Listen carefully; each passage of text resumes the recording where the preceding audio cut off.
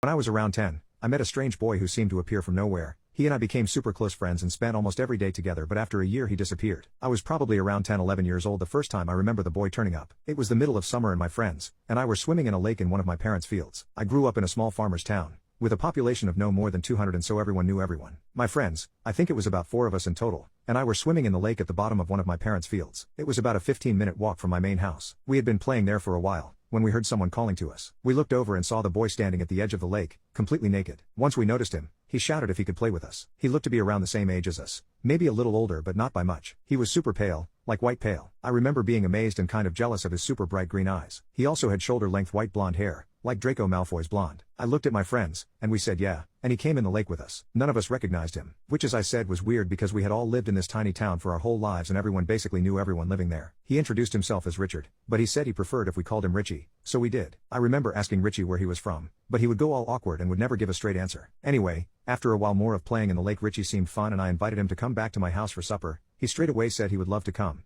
And my friend was like, don't you need to ask your mom? To which Richie said something like, oh, she won't mind. Remember how I said Richie was completely naked? Well, that wasn't so strange. In fact, I'm pretty sure we all were. My friends and I were all boys, and we would skinny dip in the lake normally, so it didn't stick out to me when he first arrived like that. But what did stick out to me was when we got out of the lake, dried and dressed ourselves, Richie had no clothes with him to get dressed into. I remember thinking was super weird, but he said something like, oh, I must have forgotten to bring them. Which again, I thought was very weird. Like, how do you forget your clothes? I wasn't sure how my parents would react to me bringing home a naked boy, so I gave him my briefs and my overshirt to put on. But yeah, that stuck out as very odd. My friends went back home, and Richie and I went to my house. My dad was like, where's his clothes? I just made something up. I'm pretty sure I said something like his clothes got wet, so we left them in the sun to dry. I got him some trousers to put on. We ate supper, which I remember him having 3 or 4 plates of. As I said, Richie is a super skinny boy. I was pretty small and skinny at the time, but he was definitely skinnier than I was, so I was confused about how he ate so much lol. Richie was super polite and sweet to everyone while he was at my house. After supper, I took him upstairs to my room and we played on my Nintendo 64 together. He had never seen one before and was super amazed by it. At the time I thought he had never seen one before and was super amazed by it, but my family was poor and that's all I had. It started to get dark, and I asked him if he wanted to sleep over. He was really excited by that and said yeah. I checked with my parents, but I knew they wouldn't mind because they were both super drunk. So, we continued playing on N64 until it was super late. After a while, I said it was time that we went to bed as I was tired, but I don't remember him seeming tired at all. Richie asked if he could shower before as we had been playing in my fields and he was really muddy. As he was showering, I made my bed for us and put a movie on the TV for us to watch as we went to sleep, and I got into bed. Richie came in like 5 minutes later and was completely naked again. I was like, did you walk from the bathroom like that? He was like, yeah, and didn't seem to care at all. So even though I thought it was strange, I didn't say anything. He got into my bed. I asked him if he wanted any pajamas and he said no, it was too hot. Which to be fair, I do remember it being really hot that day. I had a Scooby-Doo movie on,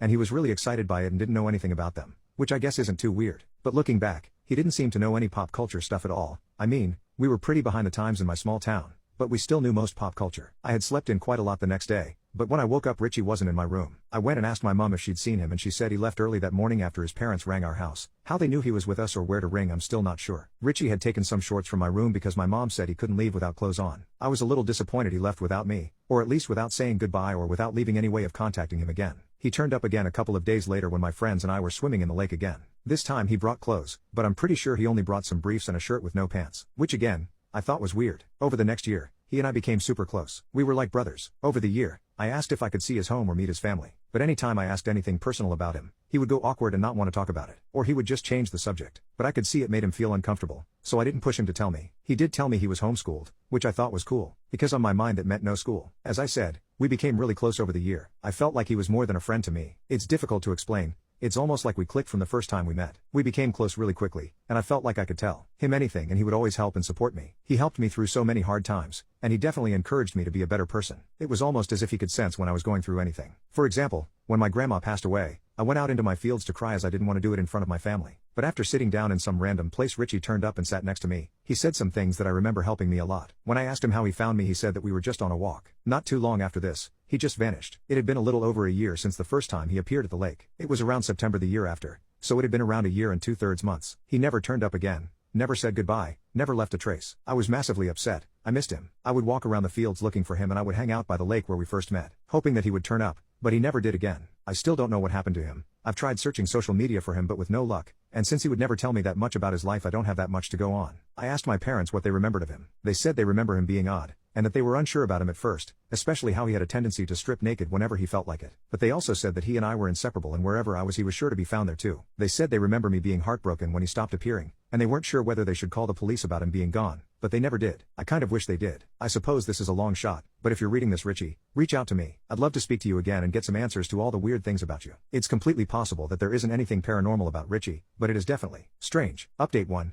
I am visiting my parents for a couple of weeks. There is a fun day at the local church to celebrate the schools breaking up for the summer holiday. I am going to attend the coffee morning where all the old people who live in the village go, even if this means waking up at 7 a.m. I am going to be asking around to see if anyone remembers Richie. Update 2. I have asked around at my local church today, and no one seemed to remember Richie. I started to lose a little hope, but word must have spread around that I was looking for someone, because an old lady, I'll call her Sharon in this, who I know, but haven't ever really spoken to before, came up to me. She says she thinks she might know Richie's maternal great-aunt. She is going to try and find the contact details for me so I can reach out and see if the great-aunt has any info on Richie. Sharon says if Richie does belong to the family she's thinking of, then he would have lived at a cottage around an hour and 15-minute walk from the main village. She said the cottage is secluded, with no neighbors. Sharon has no idea why they disappeared, but she said she isn't that close to Richie's great-aunt. I hope this is good news. I might be a step closer to finding Richie again. Update 3. I have contacted Richie's potential great-aunt, PGA for short lol, with no luck. I called the number that Sharon gave to me a couple of times, with no answer, though I have left a message explaining who I am. I have sent a letter first class to the address that Sharon gave me as well, which should get there tomorrow or the day after. Hopefully,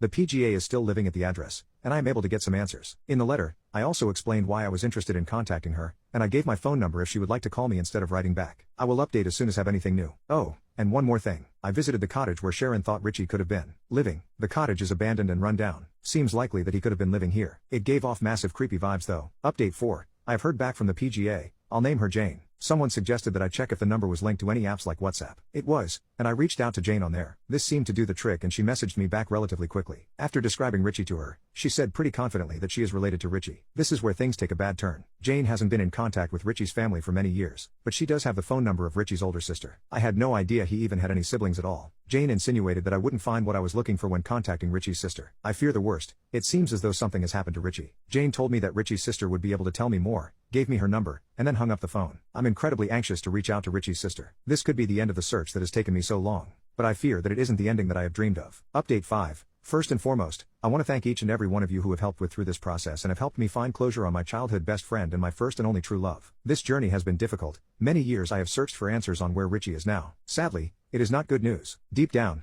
I think I feared and perhaps avoided searching for Richie in case this was the outcome. I tracked down a distant relative to Richie, who put me in contact with Richie's older sister Sarah, a sister that I did not know existed. Sarah helped put into context Richie, his odd behavior, his unwillingness to show me his home, and his disappearance. Sarah and Richie both suffered abuse and neglect at the hands of their father. Their father suffered from severe mental health issues and drug-related problems for most of his adult life. Their father was terrified of the outside world and thus kept them secluded away in secret. According to Sarah, their father was convinced that the world was months away from ending at any given time. He was convinced that the devil was planning to take over his mind and body, and was convinced that Jesus had spoken to him, and told him the only way to keep him and his family safe was to keep them secluded from the outside world. Sarah shared that their father would not often be physically abusive, which I suppose is of some relief. Richie and his family would move often throughout his childhood, never stayed in one place for too long as his father feared that the devil would soon find them. Sarah said they were most likely moved in the middle of the night with no forewarning, though she can't remember the specific time they were moved from my town. This helps to explain how Richie seemed to appear one day and disappear 15 months later. Richie passed away at age 15, around 2.5 years after vanishing from my town.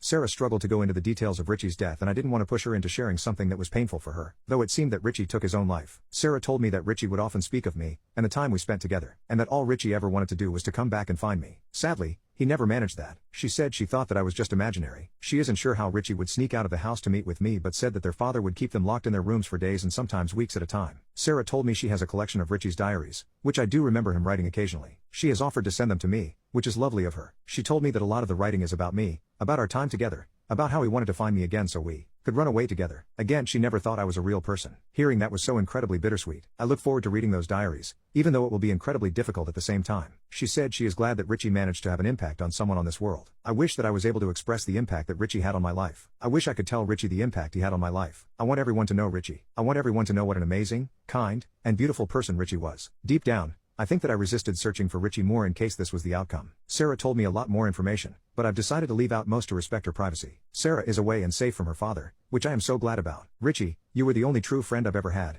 It's so hard for me to write this. I feel so sick that I didn't do more. Richie, I I want you to know you saved me so many times throughout my life. So many low moments in my life have been helped because of the memories of you. I am so sorry I wasn't there for you the same way you were there for me. I love you so much, Richie. Update 6. It still pains me to think about Richie, and think about how I could have and should have helped him and how I failed to save him. It does really hurt to look back on it. I really don't have many friends and I suffer from pretty bad anxiety, and I just wish I had Richie here with me. Sarah and I still occasionally talk, but not really as often as I wish we could. I have met her IRL once, which was nice. Update 7. To answer a couple of the common questions. Yes, I am currently in therapy. I started it not too long ago along with some medication as I have suffered for a while with severe anxiety. I am currently requesting permission from Sarah before I post any of Richie's journal entries, as I feel she should have the final say on if she wants those out on the internet. No, I am not writing a book about Richie. No. This is not a promotion for a book. If anyone were to write a book about Richie and his life, I would think it should be Sarah. However, she does not have any interest in sharing her story. She would much rather leave the past in the past, and honestly, I can't blame her. It really breaks my heart that there are so many people in here sharing that they knew a Richie, or they were a Richie. I feel like so many children, even now, go under the radar, the lives they live and the abuse they receive with no one there to help. It hurts to think that there could have been so many with us today who have sadly passed on and are no longer with us. I think everyone has a right to be remembered, and I am so glad that Richie has had an impact on so many people here. Update 8. It has been almost 10 years since he committed suicide, and though I think of him less now than I did before, Sarah and I speak, but still not often. We met up on his birthday last year, but we didn't this year. The year before that I didn't even know it was his birthday. Sarah is doing really well, at least from what she tells me, but again we aren't close. I don't believe in an afterlife, not anymore. Maybe I did at one point. Richie was a real one, in every way. So, I am glad that his memory can at least live on. Sarah did not give me permission to post Richie's journals, which I am glad about because that would have been an invasion of his privacy too far. He has some very personal inner thoughts in them, and sometimes even I feel weird reading. You can very much tell they were written by someone who was in a lot of pain, and it is so sad for me to see them get more and more dark as he grows up. It makes me still upset that I couldn't help him in the way that he helped me. One page I will always cherish is a drawing he made of us both, labeled love.